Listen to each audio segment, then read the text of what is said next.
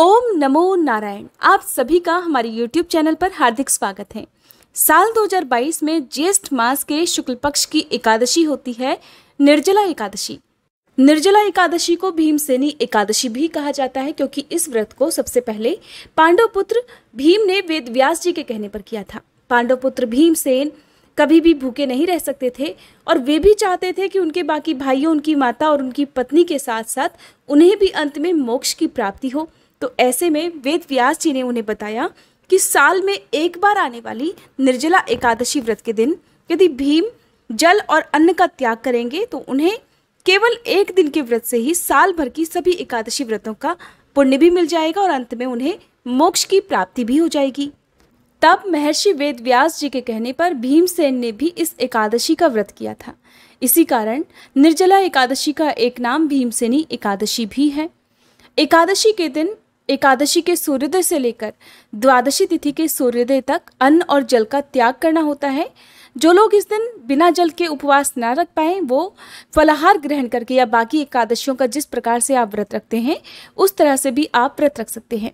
और जो लोग निर्जल रहकर इस दिन उपवास रखना चाहते हो उन्हें निर्जला एकादशी के दिन निर्जल रहने का संकल्प लेकर उसके बाद ही व्रत प्रारंभ करना चाहिए। एकादशी की तिथि कब से प्रारंभ होती है उस समय से आपको व्रत नहीं रखना होता है, बल्कि सुबह सूर्योदय से लेकर अगले दिन तक आपको व्रत रखना होता है। जैसे कि इस बार 10 जून और 11 जून दोनों ही तिथियों में एकादशी का व्रत रखा जाएगा। ज्यादातर जो व्रत रखा जाता है वो द्वादशी तिथि युक्त एकादशी का ही रखा जाता है। ऐसे में जो लोग 10 जून को व्रत रखेंगे उन्हें 11 जून को व्रत का पारण करना चाहिए।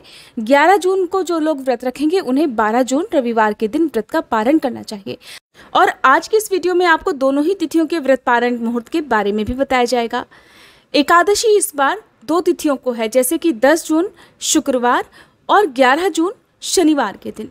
तो जो लोग पहले से ही उदया तिथि के अनुसार या द्वादशी तिथि युक्त एकादशी का व्रत रखना चाहते हो 11 जून को व्रत रखें, नहीं तो बहुत से लोग 10 जून शुक्रवार के दिन भी व्रत रखेंगे। एकादशी की तिथि प्रारंभ होगी 10 जून शुक्रवार को सुबह 7:25 से और तिथि समाप्त होगी 11 जून शनिवार की सुबह 5:45 पर।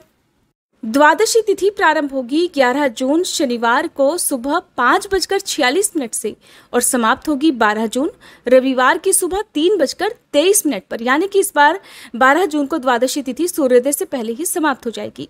व्रत पारण का मुहूर्त रहेगा जिन लोगों ने 10 जून को व्रत रखा है उनके लिए 11 जून को दोपहर 1:44 से लेकर 4:32 तक। साथ ही साथ ये भी जान लीजिए कि इस दिन दोपहर में व्रत क्यों खोला जाएगा, सुबह के समय क्यों नहीं खोला जाएगा। तो जो लोग पहले से ही एकादशी का व्रत रखते आ रहे हैं उन्हें बहुत अच्छे से पता होगा कि एकादशी का व्रत हमेशा शुभ मुहूर्त में ही खोला जाता है। हरिवासर के समय या सूर्योदय से पहले कभी भी एकादशी का व्रत नहीं खोलना चाहिए।